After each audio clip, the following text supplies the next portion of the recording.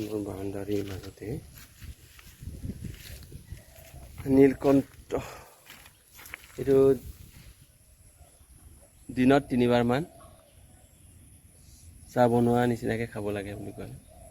তেতিয়া কিছুমান বেমাৰৰ কাৰণে ভাল। ফুলটো ইমান ধুনীয়া লাগে, পাতটোও ধুনীয়া লাগে, এনেকৈ বগাই আছে। নীলকণ্ঠ, আমি অপৰাজিতা বুলিও কওঁ। বগাই আছে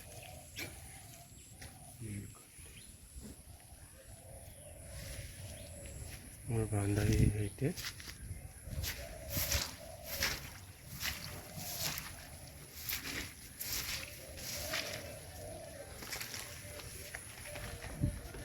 এই গাইজ, এইয়া ডাউক চৰাই।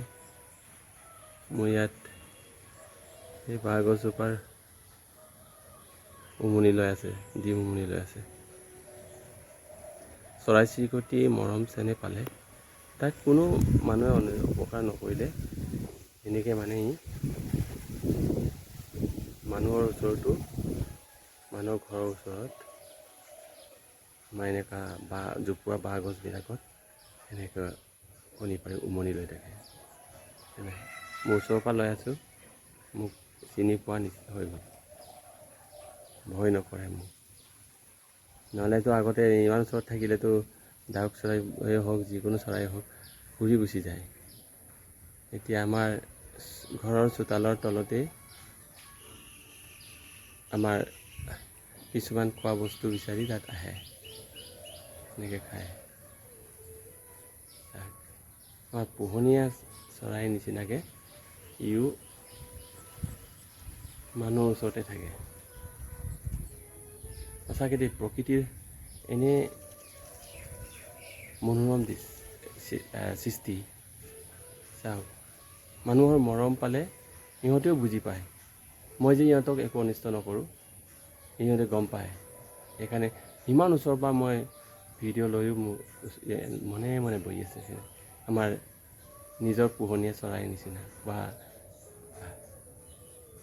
হাঁহ কুকুৰাবোৰ যেনেকৈ আমাৰ ওচৰতে থাকে, ঠিক তেনেকুৱা নিচিনাকৈ ই আছে, দেখিছেনে?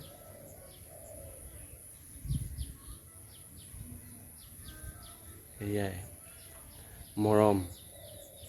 মানুহৰ যদি মৰম পায়, সিহঁতেও মৰম বুজি পায়। মানুহ যদি অনিষ্ট কৰে, তেতিয়া সিহঁতে মানুহৰ ওচৰত কেনেকৈ আহিব? চিন্তা কৰক। মই পূৰা নিচেই ওচৰৰ পৰা লৈ আছোঁ, চাওক, তথাপিতো ই একো লৰচৰ নহয়, মোৰ কথা শুনি আছে।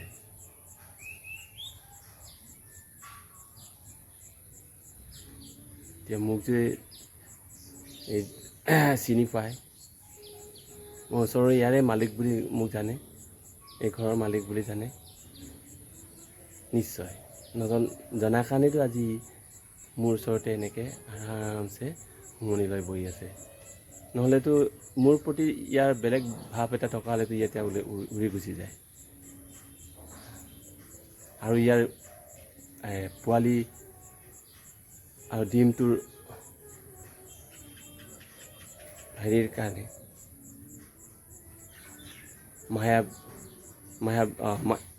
ডিমৰ ৰক্ষাৰ কাৰণে ই এনেকৈ বহি আছে। নিজৰ ল'ৰা ছোৱালীক বচাবৰ কাৰণে জীৱনটো গ'লেও যে ভয় নকৰাকৈ এনেকৈ থাকে, ৰক্ষা কৰিবৰ কাৰণে। এয়াই ইয়াৰ পৰাই বুজি পোৱা পৰা যায়। মাতৃকাক কয়, সেয়াই মাতৃৰ মৰম, মাতৃৰ চেনেহ, মাতৃৰ আহক, মাতৃত্বৰ আহকিকতাৰ পৰিচয়। সেয়াই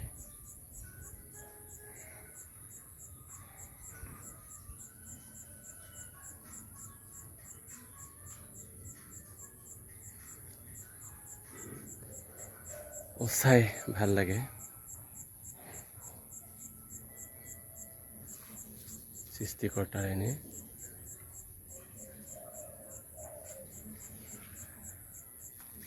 বহা তুমি উমনি লৈ থাকা, তোমাক আমি একো অনিষ্ট নকৰোঁ। তুমি মুঠৰ ওপৰত প্ৰকৃতিৰ সৌন্দৰ্যতা বজাই ৰাখা আৰু প্ৰকৃতিৰ ভাৰসাম্যতা, প্ৰকৃতিৰ সৃষ্টিক তুমি সুন্দৰকৈ বজাই ৰাখক, ইয়াৰে কামনা কৰিছোঁ। আৰু তুমি উমনি লৈ তোমাৰ পোৱালি যত্ন দি ডাঙৰ দীঘল কৰা।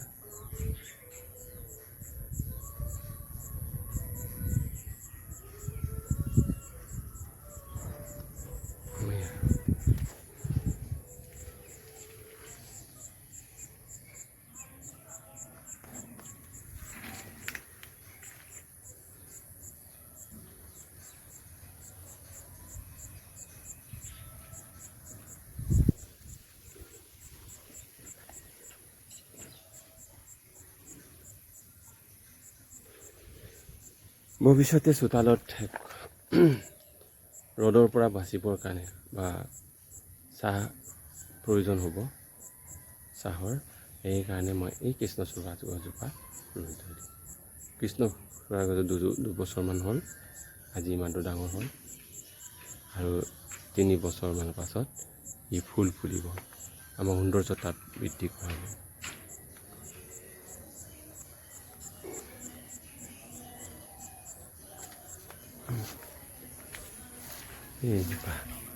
এইজোপা বাঁহগছ মই ডেক'ৰেশ্যনৰ বাঁহগছ হয়। ইয়াতে ডাউক চৰাইতে বাঁহ পোৱালি উমনি লৈ আছে। এইফালেও আছিলে বেলেগ ডাউক চৰাই আছিলে, তাতো এইটো পোৱালি দি এতিয়া ডাঙৰ হ'ল। সিহঁতে মই এটা আপেল পুখুৰী ৰুলোঁ।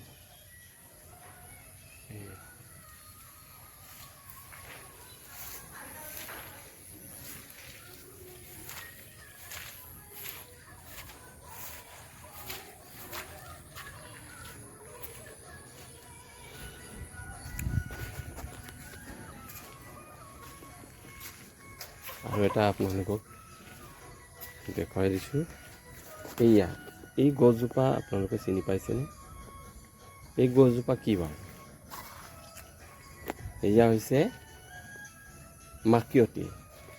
আমি মাখিয়তী কিয় ইউজ কৰোঁ, কেতিয়া ব্যৱহাৰ কৰোঁ?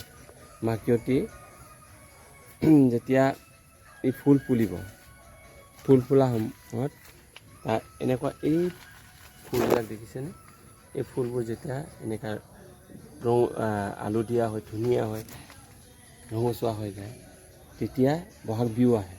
বহাগ বিহুত আমি এই মাখিয়তী যেতিয়া গৰুক টেকেৰা বেঙেনা আদি লৈ ৰাতিপুৱা গৰু বিহুৰ দিনা আমি গৰু গা ধুৱাবলৈ যাওঁ, তেতিয়া এই মাখি মাৰিবৰ কাৰণে, মাখিবিলাকক খেদিবৰ কাৰণে আমি মাখিয়তী ব্যৱহাৰ কৰোঁ।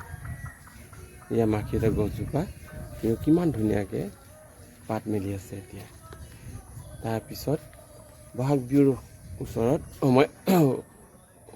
বহাগ বিহু আগজাননী দিয়ে সিহঁতে, বহাগ বিহু অহাৰ খবৰ দিয়ে, তেতিয়া ফুল ফুলিব লাগে।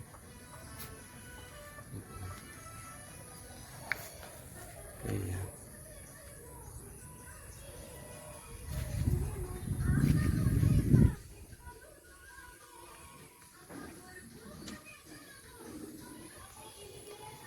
আজিলৈ ৰাখিছোঁ। আপোনালোকে মোৰ ভিডিঅ' চাই ভাল লাগিলে আৰু শ্বেয়াৰ ছাবস্ক্ৰাইব সকলোবোৰ কৰিব, আৰু মই এনেকৈ ধুনীয়া ধুনীয়া ভিডিঅ' আপোনালোকক আৰু বনাই ৰাখিম। আজিলৈ ৰাখিছোঁ।